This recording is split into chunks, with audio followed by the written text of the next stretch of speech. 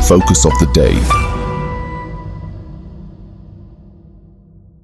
Hello students, very warm welcome on the YouTube channel of analyst IAS. Recently Kerala high court ने basically जो word है procure, एक word है, उसकी definition को थोड़ा और ज्यादा बढ़ाते हुए ये कहा कि इसमें कस्टमर इंक्लूडेड हैं।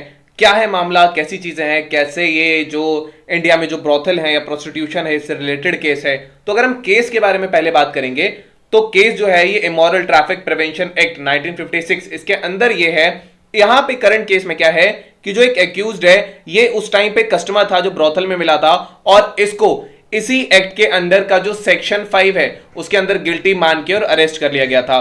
नाउ ये जो अक्यूज्ड है ये कस्टमर है और ये इनका ऐसा कहना है कि इनको इस एक्ट के अंदर चार्ज नहीं करना चाहिए एंड इन्होंने कंसर्न्स भी रेज किए प्रोसीजरल सेफगार्ड्स के जो इस केस में नहीं फॉलो हो रहे हैं। डिस्ट्रिक्ट कोर्ट ने पहले ही इस प्ली को रिजेक्ट कर दिया है और जो चार्जेस हैं उसको फ्रेम करने के लिए डायरेक्ट कर दिया है। अब केरला हाई कोर्ट की रूलिंग की अगर हम बात करेंगे तो केरला हाई कोर्ट ने रिकॉग्नाइज किया कि जो टर्म प्रोक्योर है सेक्शन 5 में, इसको एक्सपेक्टली इस 1956 की एक्ट में डिफाइन नहीं किया गया है और इसको फिर इन्होंने कुछ इस टाइप से जो एक्ट का ऑब्जेक्टिव है कि वो इमोरल ट्रैफिकिंग को सप्रेस करना चाहती है, प्रोस्टिट्यूशन को प्रिवेंट करना चाहती है, इसके एम्बिट में इसमें कस्टमर्स को इंक्लूड किया गया इन टर्म्स में। देयरफॉर कस्टमर या ब्रोथल रनर्स जो होते हैं उनको भी, या ब्रोथल कीपर्स, और देयरफॉर एक कस्टमर को इस सेक्शन के अंदर चार्ज किया जा सकता है।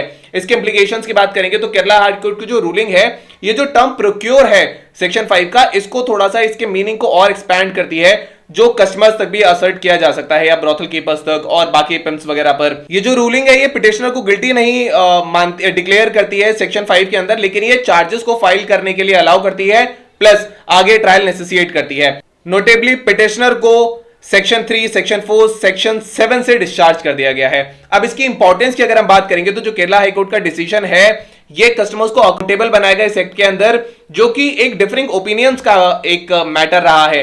ये एसेंशियल यह रूल कर रहा कि यहां जो पिटिशनर है उसको गिल्टी नहीं डिक्लेयर किया है लेकिन चार्जेस को अलाउ किया है कि वो उसके अगेंस्ट चार्जेस लाए जा सकते हैं। Now next thing is what is immoral trafficking. ये जो एक्ट है इसके बारे में हम जानेंगे। तो जो एक्ट है इसका एम है जो कमर्शलाइजेशन होता है, जो ह्यूमन फीमेल्स होती हैं इनका, ये कमर्शलाइजेशन ना हो, ये एक लीगल फ्रेमवर्क देता है जो सेक्स वर्क के अराउंड है।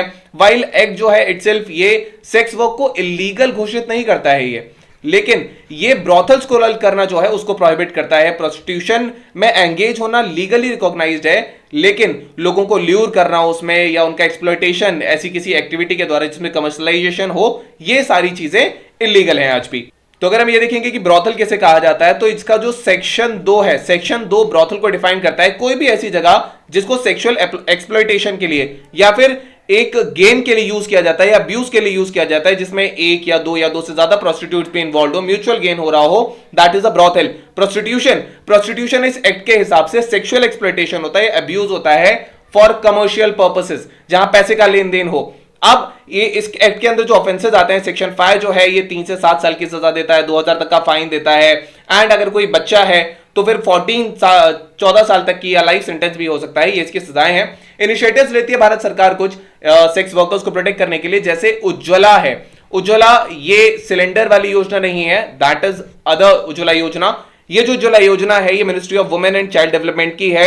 ये कॉम्प्रिहेंसिव स्कीम है, बेसिकली ट्रैफिकिंग को प्रिवेंट करना, रेस्क्यू, रिहैबिलिटेशन करना, उसके अलावा री इंटीग्रेशन होना, ये सारी चीजें जितने भी विक्टिम्स होते हैं ट्रैफिकिंग के जो कि कमर्शियल सेक्सुअल एक्सप्लॉयटेशन में ढकेल दिए जाते हैं। इसके बाद जो आता है वो नेशनल कमीशन फॉर वुमेन है। इसका जो एस्टैब्लिशमेंट हुआ है गवर्नमेंट का कमिटमेंट दिखाता है कि वुमेन के राइट्स को प्रोटेक्ट करने के लिए गवर्नमेंट जो है वो कमिटेड है। अब इसके बाद आता है नेशनल ह्यूमन राइट्स कमीशन, यहां पे सेक्स वर्कर्स को एज इनफॉर्मल वर्कर्स ये रिकॉग्नाइज करता है। देन अवेयरनेस कैंपेन्स है। सुप्रीम कोर्ट ने गवर्नमेंट को 2018 में कहा था कि वो एक्शन ले एक्सप्लॉयटेशन जो हो रहा है वुमेन का, खास करके सेक्स इंडस्ट्री में, तो इसमें गवर्नमेंट ने वाइड स्प्रेड अवेयरनेस कैंपेन्स वगैरह लेकर के आई थी। अब प्रश्न है कि सोसाइटल परसेप्शंस क्या हैं। अगर हम यहाँ किसी एंशिएंट टेक्स्ट का रेफरेंस लेते हैं तो यहाँ मत्स्य पुराण लिया जा सकता है। मत्स्य पुराण के अध्याय 70 में पण्य स्त्री का जिक्र है, पण्य स्त्री व्रत की विधि और उसका महात्म्य। तो पण्य स्त्री कहा जाता था मूल्य द्वारा खरीदी जाने वाली स्त्रियों को। तो दिस वाज इट। इसके अलावा इनका जो जिक्र है वो गमनिका या वैश्या के रूप में, कामसूत्र में इनका जो है वो जिक्र है, जिनको 64 कलाओं में परिपूर्ण माना जाता था। नाउ नेक्स्ट थिंग अगर हम इसमें बात करेंगे तो कल्चरल स्टिग्मा है। वाइल लीगल है सर्टेन कॉन्टेक्स्ट में, प्रोस्टिट्यूशन जो है इसको अनएथिकल देखा जाता है या कल्चरल वैल्यूज का इसको इरोजन देखा जाता है कि इससे जो है वो कल्चरल वैल्यूज किसी भी धर्म की जो है वो इरोड होने लगती हैं। कुछ कल्चर जो है इसको साथ थ्रेट मानते हैं कि मैरिज और फैमिली के लिए थ्रेट है। जो वुमेन है सेक्स वर्कर में, ये मोस्ट डिस्क्रिमिनेटेड और मोस्ट वनरेबल पॉपुलेशंस हैं भारत के अंदर। सेक्स वर्कर्स को ऑफन सोशल आइसोलेशन देखना पड़ता है। जेंडर डायनेमिक्स की बात माने तो बहुत से लोग प्रोस्टिट्यूशन को डिग्रेडिंग देखते हैं, एक एब्यूजिव प्रोफेशन की तरह इसको देखा जाता है, जहां पे ऑफन एक्सप्लॉयटेशन होता है, हार्म होता है, सेक्स वर्कर्स के लिए डेरोगेटरी टर्म्स इस्तेमाल किए जाते हैं, फिजिकल वायलेंस होता है, डिस्क्रिमिनेशन होता है। ये सारी चीजें उनको और ज्यादा वनरेबल बना देती हैं।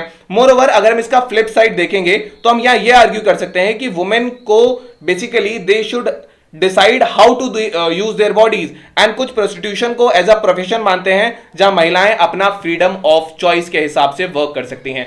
So these are different views on the same topic. Now we have our today's prelims practice question. The question asks, the Kerala High Court recently interpreted the term procure in the Immoral Trafficking Act 1956 to include individuals who manage brothel, anyone who forces someone into prostitution, only pimps who actively recruit victims, customers seeking the services of prostitution. After that, we have our today's main practice question. And the question asks, critically analyze the recent Kerala High Court ruling that expanded the definition of procure in the Immoral Trafficking Act 1956 to include customers seeking the services of prostitution. So this was all about today's video session. I hope you did very well. Thank you. Have a nice day and stay tuned to the List IAS for better preparation.